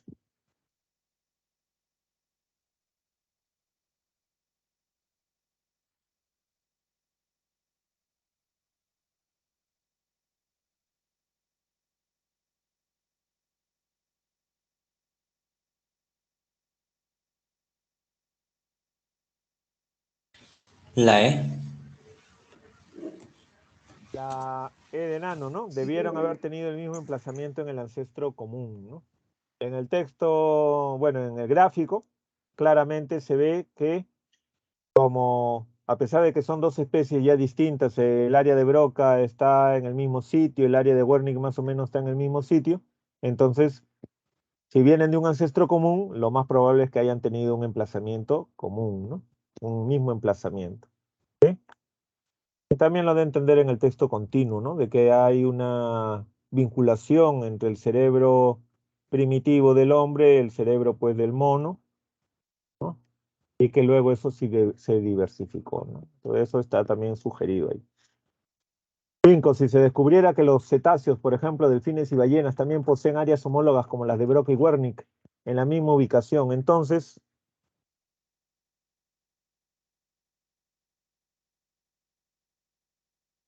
parecido a lo que dice el texto, ¿no? Pero solamente aplicado a esas otras especies, ¿no? ¿Qué pasaría si estuviéramos hablando no de hombres con monos, sino hombres con delfines y ballenas? ¿Qué pasaría si esa comparación se hiciera entre seres humanos y delfines y ballenas, no entre seres humanos y monos? Si fuera igualito, pero con ese cambio de especies. Se diría lo mismo, ¿no? Solamente que cambiarían las especies, porque sería la misma relación, ¿no? Sería la misma lógica, lo único que cambiarían son las especies, ¿no? Entonces sería la B de beso. Si gracias a la semejanza entre el cerebro humano y cerebro de mono podemos suponer un ancestro común entre mono y hombre, y fuera la misma semejanza entre cerebro de, ¿no?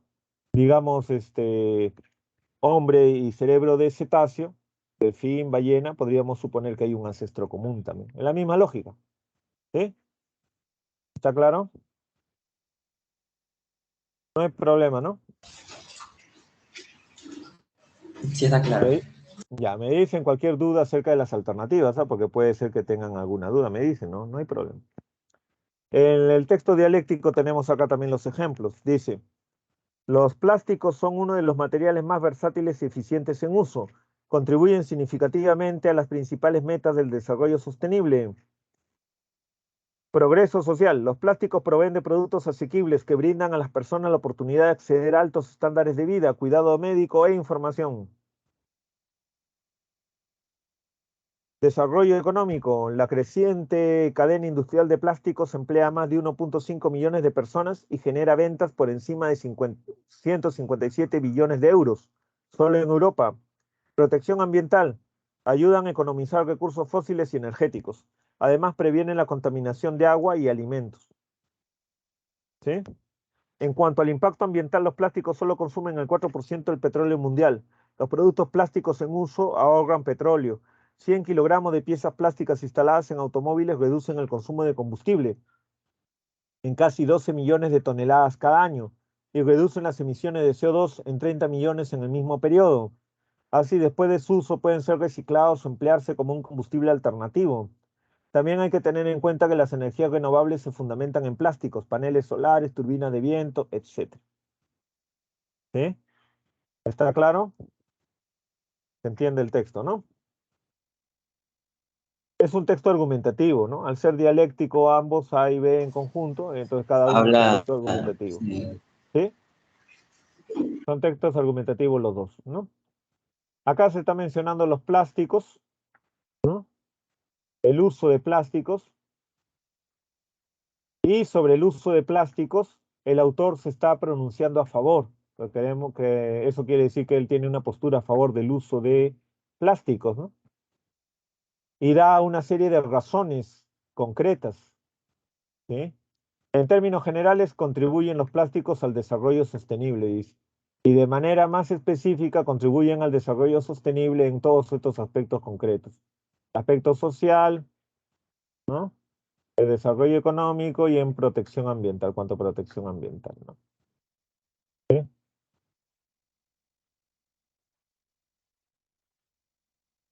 Y sobre el impacto ambiental, sobre el aspecto ambiental, abunda en el último párrafo. Explica, porque ese es uno de los aspectos fundamentales que cuestionan los plásticos, ¿no? La protección ambiental. Ya lo explica en detalle, ¿no? El impacto ambiental al último. Y luego el texto B se supone que es lo contrario. Dice, el plástico tarda hasta 1000 años para degradarse. Mientras tanto se va haciendo pedazos más y más pequeños, pero igual de dañinas. Inclusive el plástico que ya se incineró sigue en el ambiente en forma de partículas tóxicas. Estas son ingeridas por organismos de diferentes tamaños, desde el plancton y los insectos hasta las aves. Finalmente las asimilamos nosotros cuando deglutimos carne o mariscos. Tan solo en la costa del Pacífico los peces ingieren más de 12 toneladas de plástico cada año. ¿Cuánto ingieres tú sin darte cuenta? Los productos plásticos son muy prácticos en sus aplicaciones, pero ocasionan contaminación en todas las etapas de su existencia. Al ser derivado del petróleo, su creciente producción crea químicos tóxicos que contribuyen con el calentamiento global. Manufactura. Las fábricas que producen plásticos utilizan varios aditivos químicos sumamente tóxicos. Uso. Los productos de plástico despiden químicos nocivos durante su vida útil. El reciclaje no es suficiente. Desecho.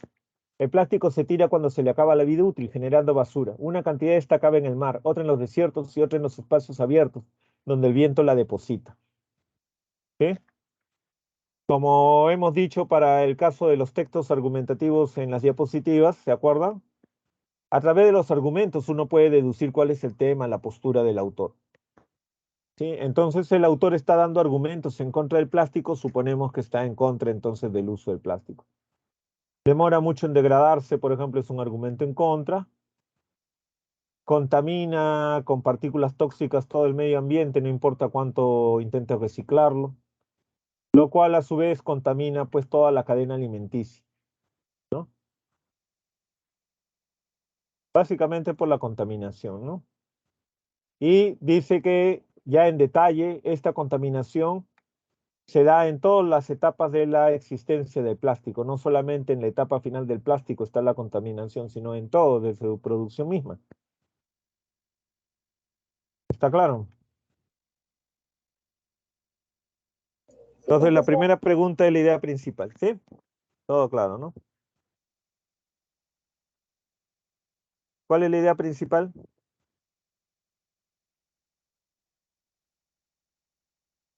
¿Cuál es la idea? No el tema, sino cuál es la idea principal. La E.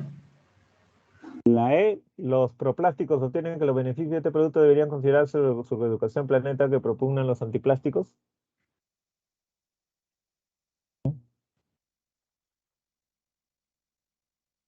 Primero que la alternativa E pone algo que no está directamente en el texto, que es que los antiplásticos proponen la erradicación del planeta, de todos los plásticos. Eso ya es ir más allá, digamos, de lo que está en el texto, ¿no?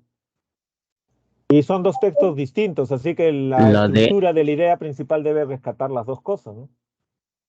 ¿Cómo? La C. La C, ¿no? Claro. ¿Por qué la C? Hemos dicho ahorita, ¿no? Al ser dos textos distintos, cada uno tiene su idea principal. La idea principal de un texto argumentativo es su tesis, es el planteamiento, la postura del autor. Esa es la idea principal de un texto argumentativo. Como son dos textos distintos, la mejor manera de sintetizar la idea principal es tratar de conservar las dos ideas. ¿Se dan cuenta? Mantener el contraste de las dos ideas.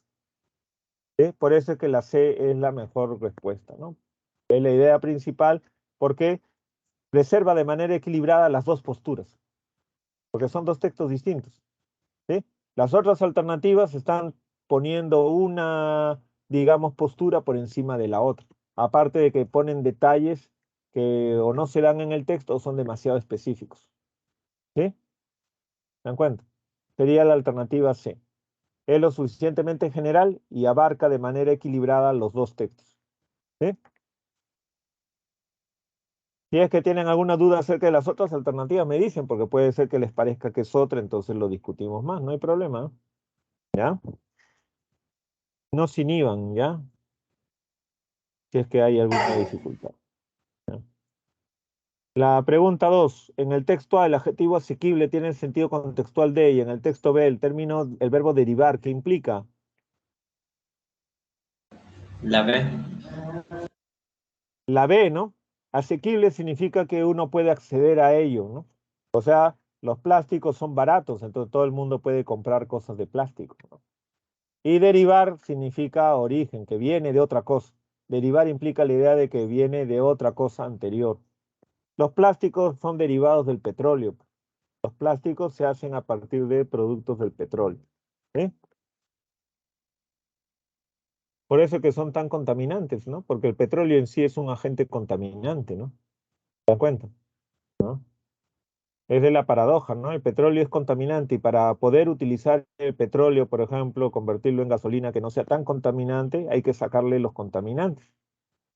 Y sacar el contaminante del petróleo implica eso, sacarlo y por lo tanto ponerlo en otro sitio, botarlo. O sea, no se puede eliminar la contaminación implícita dentro del petróleo, ¿no? A algún sitio va. Se infiere del texto B que el plástico en la naturaleza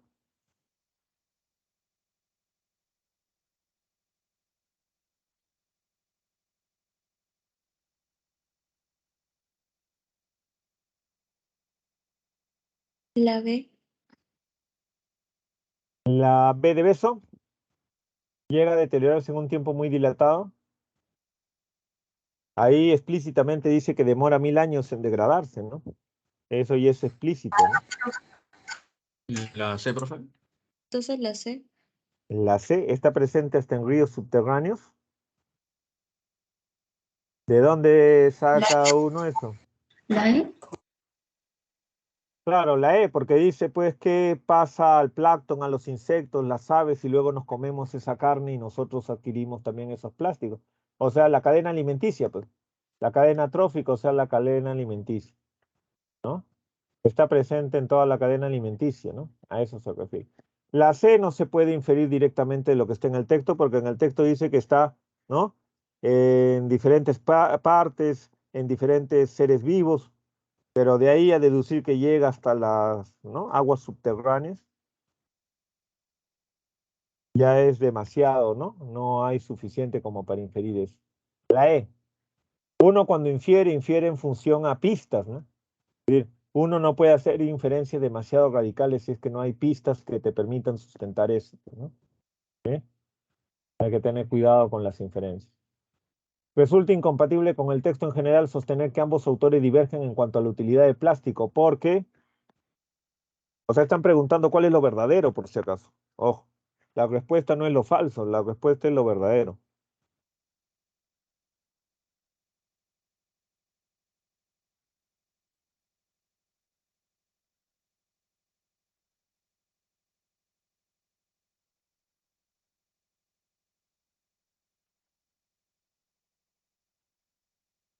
Es falso decir que ambos están, ¿no?, contradiciéndose en cuanto a la utilidad del plástico, porque, ¿qué sería lo verdadero sobre la utilidad del plástico? Está preguntando cuál es lo verdadero sobre la postura de los dos autores sobre la utilidad del plástico. La B.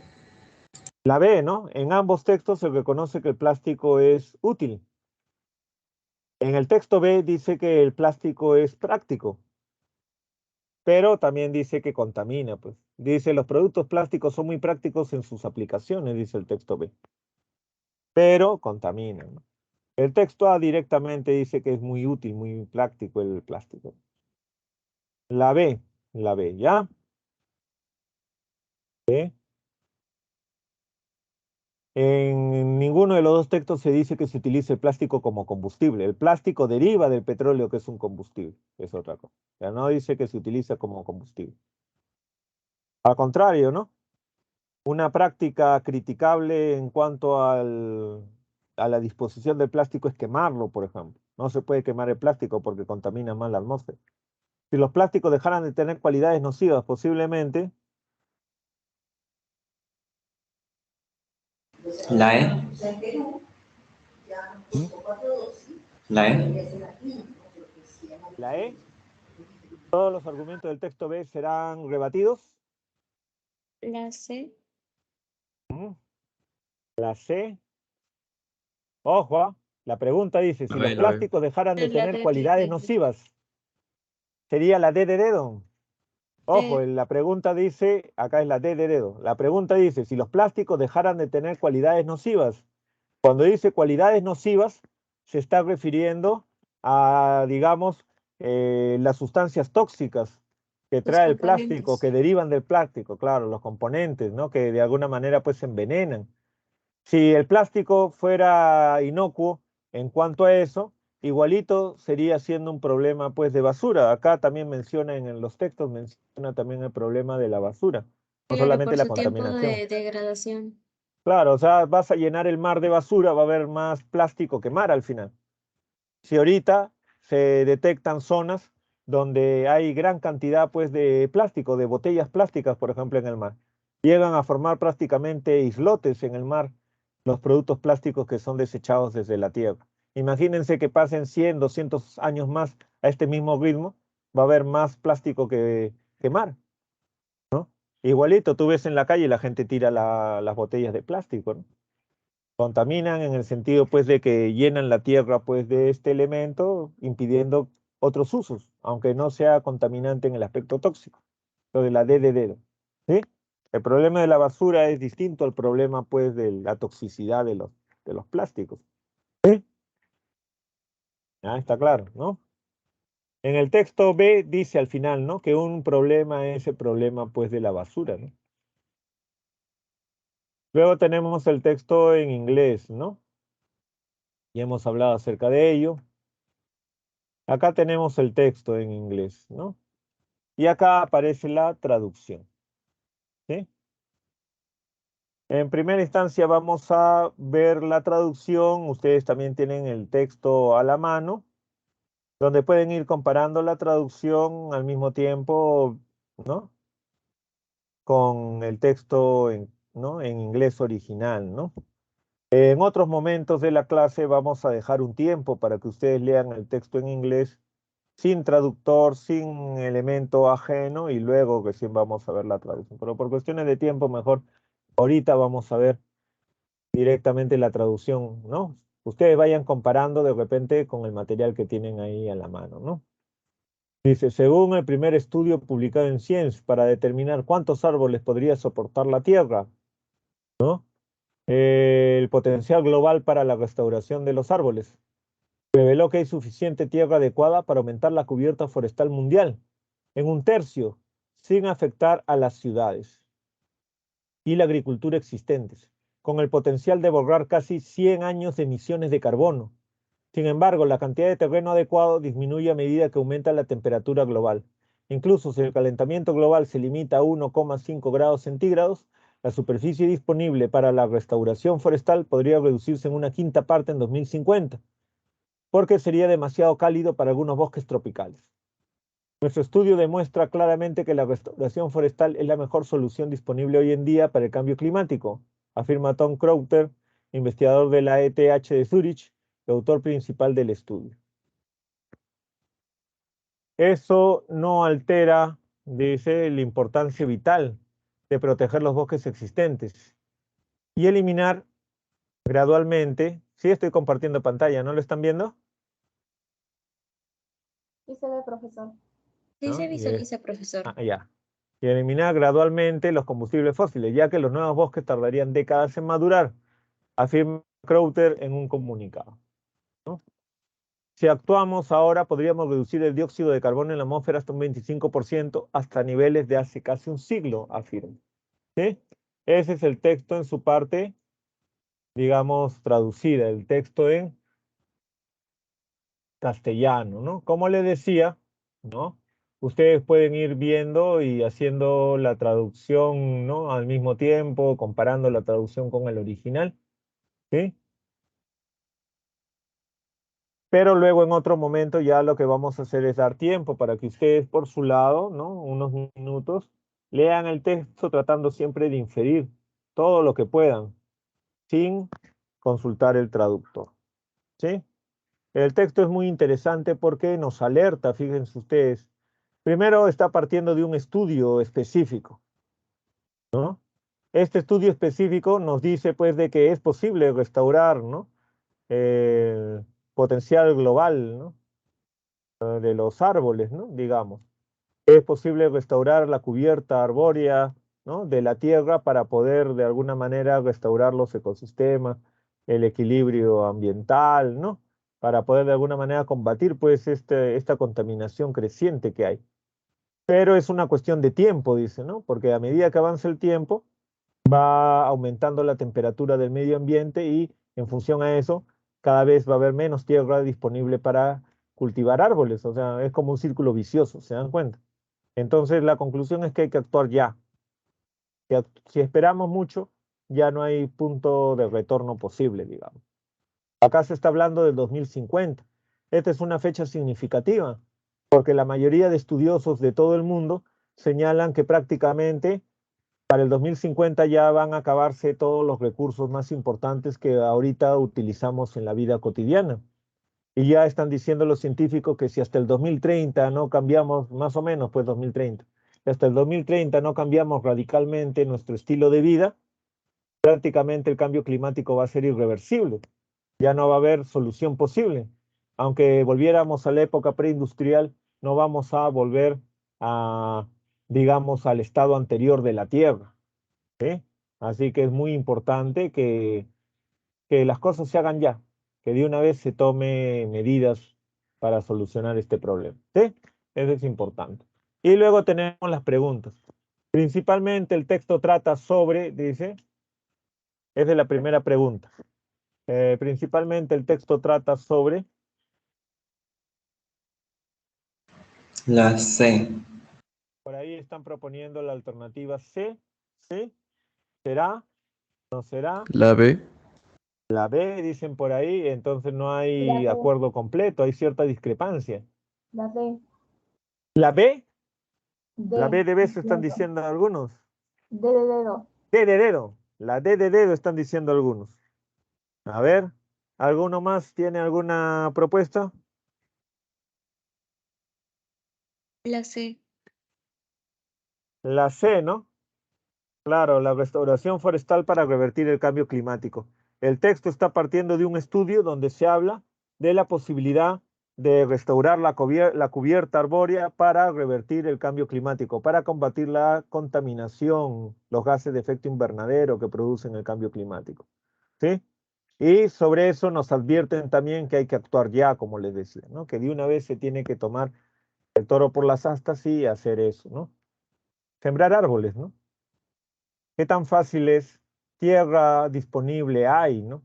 Acá nada más en Perú, si nosotros analizamos, en Perú nada más somos 30 y tantos millones y en Lima viven más de 10 millones de personas. O sea que si tomamos el Perú en su conjunto, las principales ciudades del Perú tienen casi toda la población de nuestro país. O sea que la mayor parte del país es espacio donde podemos cultivar, donde podemos sembrar árboles, donde podemos hacer diferentes cosas, ¿no? Contextualmente, el verbo, ¿no? Madurar, maduro, adquiere el significado de La B. la B de beso, ¿sí? Crecer, ¿no? ¿Sí?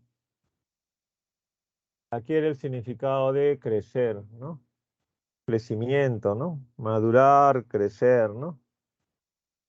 ¿Sí? Los árboles, los bosques, dice, tardarían décadas en madurar. O sea, tardarían los árboles décadas en crecer, ¿no? ¿Sí? Se infiere de la lectura que la restauración forestal, Beso. la B de beso,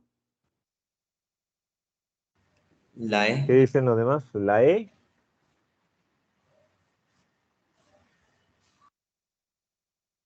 La C. la C. La alternativa sería entonces la alternativa C, ¿no? No es la única medida que se debe tomar para descontaminar el planeta, ¿no? ¿Sí? El autor no dice que sea exclusivamente esa la cuestión, ¿no? ¿Sí? El autor no dice que la restauración forestal, ¿no?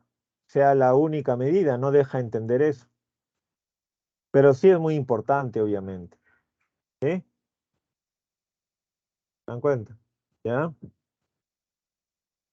¿Sí?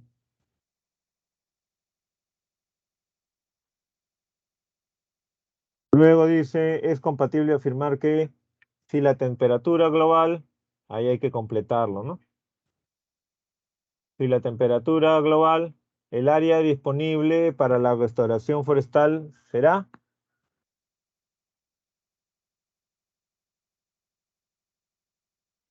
o, ¿no?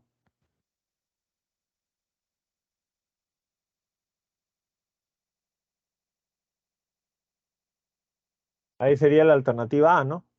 Si la temperatura global empeora, el área disponible para la restauración forestal disminuirá, ¿no? Lo que está diciendo ahí es que se aumenta 1,5 grados nada más la temperatura global. Entonces, ¿no?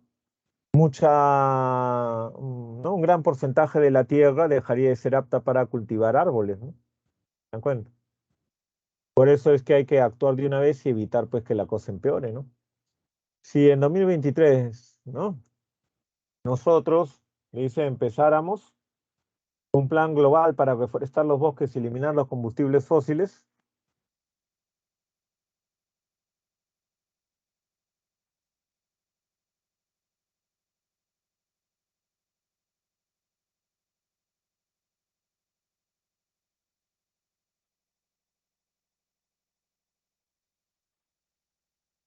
¿Mm? D. La D de dedo, ¿no? Al final el texto D. dice, si actuamos ahora podríamos reducir el dióxido de carbono en la atmósfera hasta un 25%. Si ese ahora lo interpretamos como 2023, entonces sería lo mismo, ¿no? Se podría reducir en un 25%. En el texto lo dice de manera más general porque no cita un año específico, dice ahora nomás. La extrapolación es, en este caso, simplemente remitirlo a un año específico y sería lo mismo. ¿Sí? Tenemos el texto 1 de la parte B, ¿no? Que es un texto con gráfico mixto. Dice, con solo $100 puedes empoderar a una mujer en la India. Esta módica cantidad, según el sitio web de la organización India Partners, le proporcionará a una mujer una máquina de coser de su propiedad, permitiéndole dar el primer paso en su camino al empoderamiento. O puedes enviarle un pollo, ya que la cría de aves, según Melinda Gates, empodera a las mujeres en países en vías de desarrollo. Ahora bien, si los pollos no son tu herramienta preferida de empoderamiento, puedes optar por Heifer International, empresa que tan solo por $390 le entregará a una mujer en África una canasta empresarial que incluye conejos, peces jóvenes y gusanos de seda. La hipótesis que subyace tras estas donaciones consiste en entender el empoderamiento femenino como un tema de índole económico exento de matiz político. No obstante, el empoderamiento femenino no siempre fue sinónimo de paquetes de empresarios emergentes. A medida de los 80, las feministas comprendían el empoderamiento como la tarea de transformar la subordinación de género, orientando la eliminación de las estructuras opresoras y a la movilización política colectiva. Sin embargo, recientemente el empoderamiento devino entre los profesionales del desarrollo en Occidente en una palabra carente de movilización política, caracterizada por una definición limitada que centra la programación técnica en el mejoramiento de la educación o la salud, desdeñando los problemas de equidad de género, concluyendo que el empoderamiento despolitizado es positivo para todos, menos para las mujeres. ¿Sí?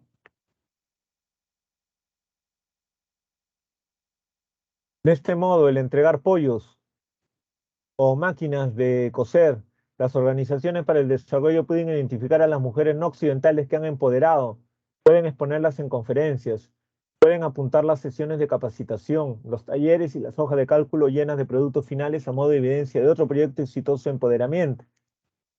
Pero no pueden hacer de esas mujeres sujetos activos y dinámicos de su rescate.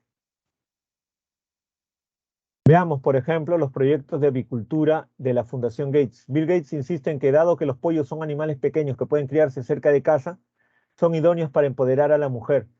Sin embargo, los investigadores carecen de datos de que la entrega de pollos genere ganancias económicas a largo plazo, y mucho menos de que propicie la emancipación o la equidad. En casos como este hay una tendencia a evadir la realidad, ya que si bien los números nunca mienten, sí omiten. En este sentido, es tiempo de cambiar el discurso del empoderamiento.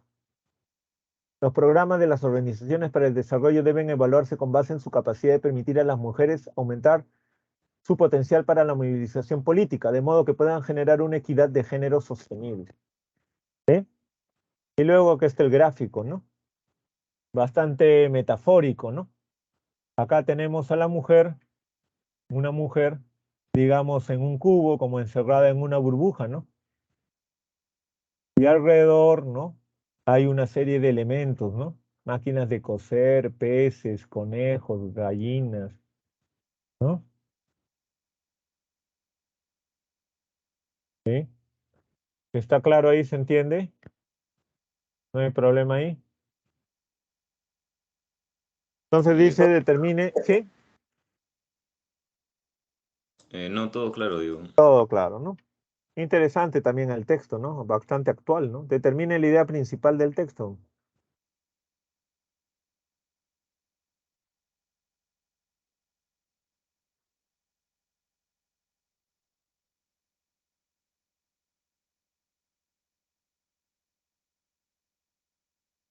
¿Qué dicen? A ver.